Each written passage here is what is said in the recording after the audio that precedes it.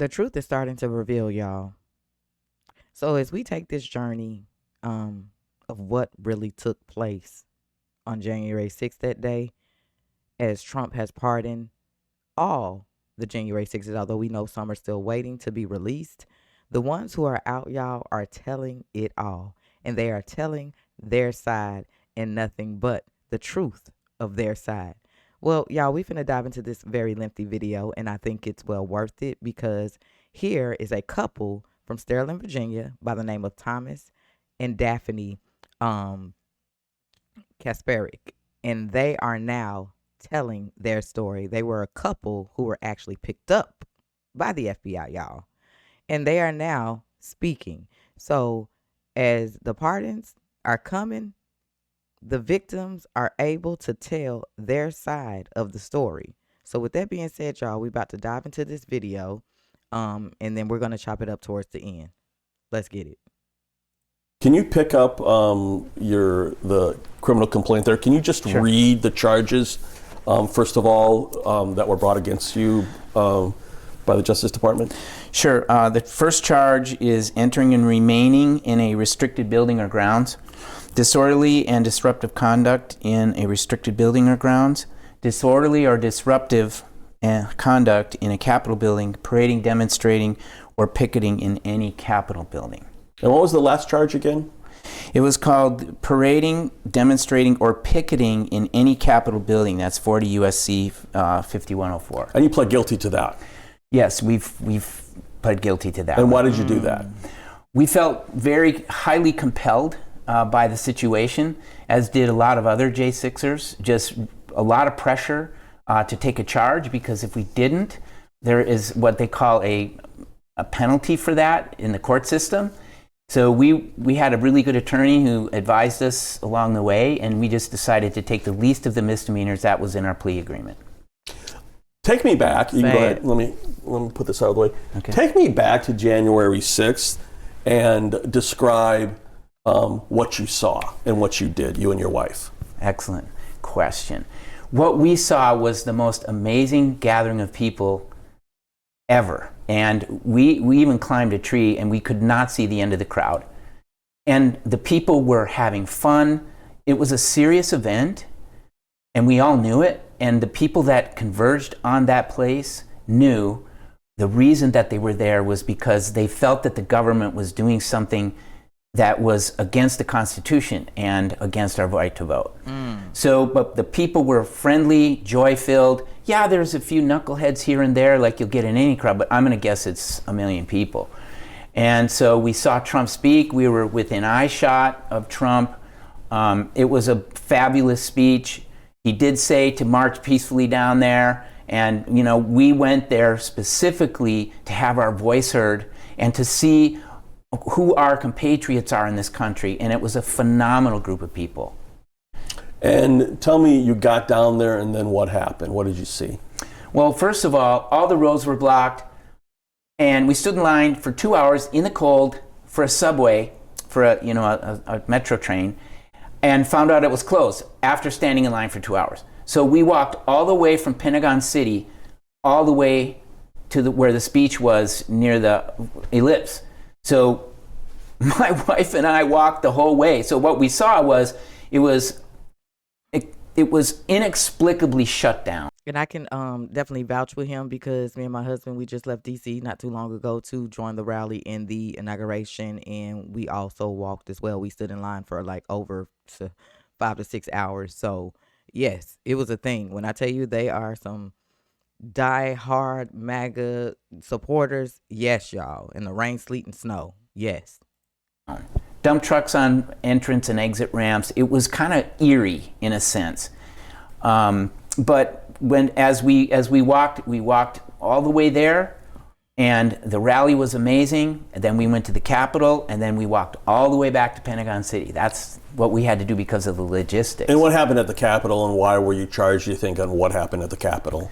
So what happened at the Capitol, from what I personally saw, I can tell you what I think about what happened, what I saw, what else I saw. But what I saw was we were standing in the crowd on the mall side of the Capitol, when a gunshot went off and a guy got hit in the face about 50 feet from us, and we so close that our eyes were watering, and we smelled the pepper gas, and the wind was blowing right in our direction. When that happened, I'm like, wait a minute, what's happening? Then all of a sudden, a bunch of flashbangs went off. So people were getting shot, hit with munitions from the police, but there was nobody confronting them. And what I saw was something that was illegal. We were there to exercise our free speech, and we have the right to voice our concern over especially something as egregious as what we believed was happening in the elections. So what I saw, there was an inflection point. Also going through the crowd were murmurings that Pence had sent this letter that no one could see until afternoon. So right before the proceedings, he said, I'm not gonna approve the alternate electors. And that's when people got upset and people started going in. Did you and your wife go in, or were you outside? We did. Frankly, we prayed about it beforehand. We weren't sure if this was a setup or, but we wanted our voice to be heard. We really kind of struggled with that decision, and we prayed, and we just felt God led us to go ahead and go in. And so we did. Tell me, how'd you go in? So on the mall side was where they had the scaffolding, where they were doing some improvements to the building. So me and my little girl, we just climbed right up the scaffold, and we went in. There was no one, no barriers. There was nobody saying you can't go in there, and so we did. And when you got there, were the doors open? And doors were open. They walk? were smashed. Okay, so that was my first clue. The doors were smashed, but the police were there, and they were basically ushering people in.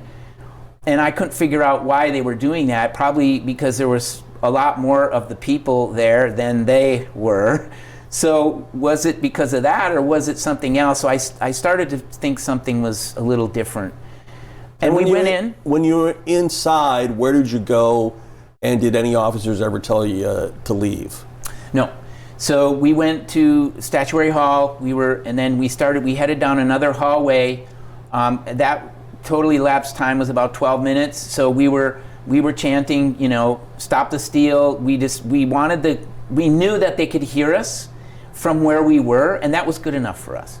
So we went, and once we got to the rotunda area, then we were like, we heard some voices down the hall. Seriously, I knew those weren't Trump people. Immediately, I knew they weren't Trump people. I said, babe, it's time for us to go. And that's why we left. And why did you and your wife decide to go in? The reason that we decided to go in was because our vote was being stolen. We knew it was being stolen. Let me ask you again. Why did you and your wife decide to go inside the Capitol building? The reason we decided to go in is because we felt strongly that Congress needed to hear our voice while they were in session, because we believed wholeheartedly, and based on research and documents that we had, that our vote was stolen. That's why we went in. We were not going to stand for that, even at the risk of whatever was next. We just believed that we were led to go in because we needed to have a strong voice to our government, which we have the right to do. We have the right to free speech. So we exercised our right of free speech. That's a pretty big step, isn't it? To actually go in and cross the barrier when you see the doors smashed, to actually go in. To actually That's like do it. a leap of faith almost. I believe that's what we did. We went by faith because we trusted that whatever was going to happen next, that God would take care of us. What do you say to the people who believe you should be in jail, you should at least have a criminal conviction against you? What do you say to that? Okay. So what we found is that, first of all, even our neighbors shunned us. So it's a great question because we've had to answer this question for ourselves many times. They're just misinformed. They just don't have enough information. My question to them would be, were you there? I would like to add this in some of the red flags that took place just by me listening to, their interviews and their testimonies and things like that. And just by me actually witnessing going, because of course, just recently Trump being sworn in and things like that. When I tell y'all everything was blocked off and there was no access or way in, anytime something is so that is huge like that and so easily to get into with no problem, bound there's something going on. Because baby, we were not able to even get into the, even though we had tickets and everything, and the cap, it was inside and it could only hold 20,000 people. We were not even able to touch foot on there due to the military and the officers there that was not letting anybody in. So that right there to me, and just witnessing being with a huge crowd and stuff like that, that was like a red flag. It's too easy to get up in here, too easy. But of course, a lot of them are not knowing these things. They didn't know that this was going to take place when it did. So let's get back into it. My question to them would be, where do you get your information that caused you to take that conclusion? What proof do you have that there was a violent insurrection? Was there violence there? Yes. If you want an insurrection and you have 500,000 people, then where were the guns? Where were the weapons? Where were people getting beat up and killed? The cops getting killed? Where was all the destruction? They could have took the White House down stone upon stone. There were not that many people. If there was an insurrection, where's the damage? Except for the front doors. Well, it was brought by, what I attended to was that the federal government was involved. By the time I had my interview, I already knew that because there was video, there was the X-Files, there was all kinds of proof, video proof, that there were federal agents in the building dressed as Trump supporters before it even opened. So let me ask you, how did the doors get broken? Well, we didn't have batons, bats, weapons to break down a door, but someone just happened to have those. Interesting. Mm-hmm. So we just felt like, so you think federal investigators or federal agents or whatever pushed the crowd basically and led them into the Capitol building? Based on the video I've seen, yes. Based on what I personally saw when I was there, no. There was no pushing, shoving, there was no barriers. We did notice in the morning that there were signs that said, "State grounds, do not enter." Well, guess what? When we got there about 12:30 or so, I guess, no signs. I was like, maybe they opened, who knows what's going on, but the signs were gone. And who told you to leave? Did somebody tell you to leave, or did you guys just walk out eventually? Well, because you talk about you heard voices down the hallway, and the things the tone and the staccato of the voice was not our people. We know our people. We know Trump people. Just regular Americans. But these people were a lot more serious about causing a ruckus. But we didn't see any feds pushing and shoving exactly where we were, but we did see it later on video. So now you and your wife are pardoned. Yes. When you got that news, what went through your mind when you got the news that President Trump was pardoning you? Eternal gratitude. I personally believe that God saved Donald J. Trump, just like he said in his speech, but it's real, that God saved him for this mission. And when he did what he said he was going to do, he said he was going to pardon. Then there was some vacillating was who's going to be pardoned, who's not going to be pardoned. But when I read I needed my proof, so I went to the White House website. It was posted up there, and the language of the EO, is that we were pardoned. We were just thanking God. We were praying. We were in joy.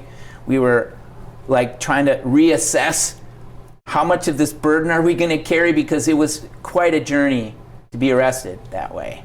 And so it just felt like a release. It felt like somewhat some exoneration. But again, to go back to your other question, there's a lot of people neighbors who still believe we should be in jail. So we're not done with the fallout of this yet, but we were elated and so eternally grateful to God and to Donald J. Trump.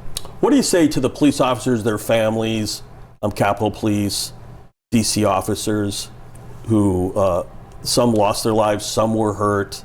I think 80 on U.S. Capitol, 60 on DC Police. What do you say to those families?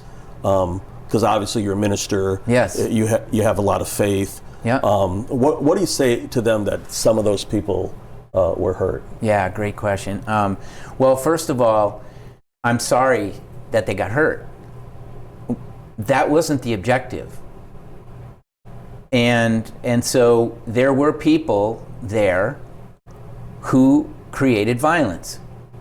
And we won't know, but we will, who it was and what their purpose was. We don't know exactly what that is. And when I have friends who are cops, I have family that are fire people, they're first responders. It's a tough job, and thank you for your service. Thank you for putting yourself out there, and I'm sorry that you got injured.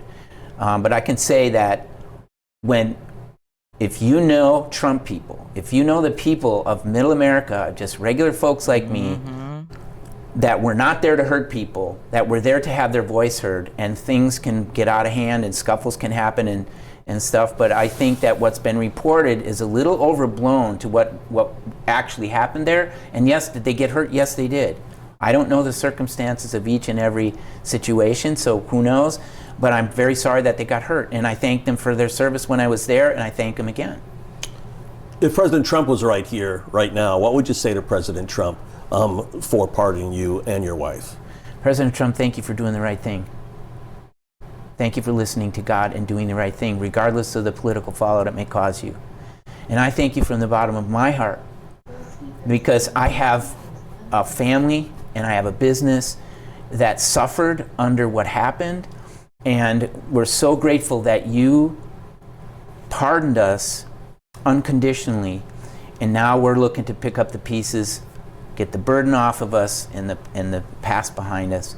But we still, President Trump, we want you to pursue exactly what happened in January 6, 2021. The truth out. We know that there's a lot of nefarious things that happen, so please do not and relentlessly pursue what happened to get to the truth, and whatever the truth is, it is, and we will live with that. Thomas, would you do it all over again? 100% yes. And I asked my wife that same question, and she would say yes too. We would do it all over again, because remember, we felt that we were compelled by God to go and have our voice heard, because we need to stand up for our Constitution, which comes from God's will and His commands. And so we believed that they were dishonoring God, and we weren't going to stand for that. And my last question, the DOJ arrested hundreds of people and prosecuted a lot of people. Do you think it was overblown? Or do you think they were right to prosecute those people and arrest those people, including yourself? I think what we'll find is that it was overblown. I think there was a lot of instances where they made stuff up. I can be specific if you want, but they made stuff up about me, and not a surprise based on what we've seen from the top down in the administration of the FBI. But what I was, I was It's trying okay. to turn that. Okay. It's okay. I lost the question. Go ahead. Loud times. Do you think the DOJ, they arrested hundreds of people, Yes, charged thank hundreds you. of people. Do you think they blew this thing up out of proportion, or was all their arrests, all their charges, everything they did, their investigation justified? Well, I think they thought they were justified, but the law doesn't say that. The law says, and in the Fisher case, my attorney was one of the attorneys that settled that case in favor of the plaintiff. In the Fisher case, it says right in Section 3 that the Biden government, the DOJ and the FBI, sought to criminalize freedom of speech. Okay, so that is overblowing their cause, their case. And so I know that people, like for myself, they were waiting for my sentencing, or for my pre-sentencing hearing, in order to trap me. They wanted to do the Fisher on me. There was a thing in my documents that said that I lied about my firearms, but it was in fact the magistrate of the DC court that lied, not me. And it's on tape, the FBI. But so yes, overblown. I approached my interrogators at the FBI and I said, look, we didn't do anything wrong. It's like they knew. It's almost like they knew. And when I was strip searched, when I was brought into the jail, I was strip searched right in a huge hallway with boys, girls, everybody coming through. And the jailer said, let me guess, J6. And then I said, yeah. He goes, I hate when they do that. So even from the feds, They hated that they brought all of us in, just regular people, and were putting us through this. And talk about the arrest. Did they Dang. come to the house, or talk about the day that they arrested you and your wife? Sure. So I heard a rustle in the front. I thought, it was garbage day, so maybe garbage came early. It's kind of still dark. It was about 6:04 in the morning. So I just lifted the curtain after I heard something else. I lifted the curtain a little bit, and boom, big flash, big spotlight. This is the FBI. Come out with your hands up. They're 20 feet from each neighbor. Driveway full of SWAT vehicles. We guessed that there was about 40 people total that came to arrest us. I'm like, guys, why didn't you just call me? Why didn't you just call me to come in? But so by the time, there was a loud pounding, and it got louder because I was, I had to put something on. So I got to the door. I opened the door. I said, I'm opening my door. I'm not going to resist you. I'm coming out. I didn't want to get my head blown off, but when I got out there, 4 M4s about this far from my head, fully kitted, knee pads, shoulder pads, you name it, everything they had. Lots of rounds, laser, knife. So the guns trained on you. Monty. Guns trained on me. So my wife, I had woke her up, and so she was coming. She had called my friend. By the time she got to that walkway, one false move, and I believe they would have shot her. Because the warnings that they were giving her did not match her actions. So it was a pretty serious situation. So they took us out. I was in stocking feet. It was raining. My little girl was paraded down the driveway. I was put, in a different car and processed in the car, and, they zip your hands and your feet, and, I've got a T-shirt on. It's wet now. And you My think that socks was are wet. all unnecessary? 100% unnecessary, because, hey, Tom, we have a warrant for your arrest. Can you come on down? I said, sure. Did investigators, the federal government, put any pressure on you not to talk to the media while they're going through your court trial, or did they never ever mention anything like that? No, they didn't mention anything, but my attorney did, which we complied with. Right. And, this is the next day after the pardon, and you're the first person I'm talking to. So, no, they didn't. Because I've done a lot of ministry, a lot of advanced ministry work, I know a mind game when I see it. So it was a total mind game, the interview. And so I knew that. And so I just told the truth straight up. I didn't try to lose eye contact. They asked me appropriate questions, I believe. They said, you have the option to not answer. I said, that's fine. I said what I said. It's all there in my transcript. It's pretty accurate, okay? Were you and your wife ever worried about going to jail and being locked up in prison for a couple of years? Yeah, absolutely. By pleading out to the lesser of the misdemeanors, we could face 0 to 1 year in jail and up to $100,000 each fine. And then in our pre-sentencing hearing, the Judge Kelly, who surprisingly is a Trump appointee, he said, I kind of lost my train of thought. That's okay. Let me ask you this.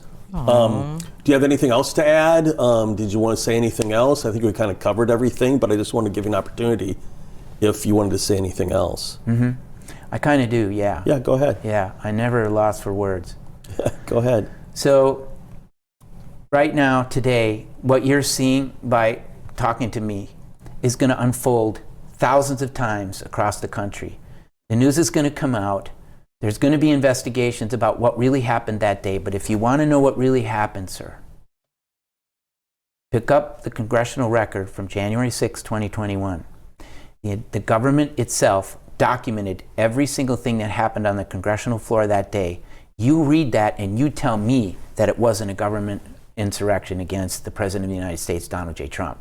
So he's back, unfortunately for them, and fortunately for the rule of law, and fortunately for our Constitution of the United States, which we insist that he uphold.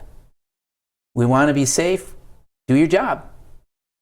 And he, I believe Trump's going to do it. He did it before, but I'm so grateful that God, it's literally a miracle. And I'm not kidding. It's in the true sense of the word miracle that Trump won this election. And I know that because we studied elections. So I'm so grateful that he's in. I'm grateful that he's in. Now, we trust 100% that he's going to get the job done like he said he would. And I'm proof of that, standing right here, that we got our pardon. Okay. I think Trump did the right So, thing. y'all, The right thing. you see, they are coming out and they are telling their stories. Y'all, the truth is about to unravel. We said this. We knew this. That's why it was important that Trump got back into office, because we are about to find out so much corrupted mess that has been going on for years. And this is just not for the ones who actually know and research. These are the ones who sit here and question or have questions, you know what I'm saying, about what's really going on. And again, we're not going to be able to save everybody, y'all. We're just not. Some people are stuck in their ways and they will be stuck in their ways. But for the ones who know, or the ones who are trying to find out, this is the prime great example for these people to actually come out, to share their voices and to share their side of the story, and the traumatizing, detailed information that they all had to endure for simply abiding by what the law was allowing them to do at the time. Trusting the people that stand before us. So, y'all, buckle your seatbelts. This is about to be one hell of a ride.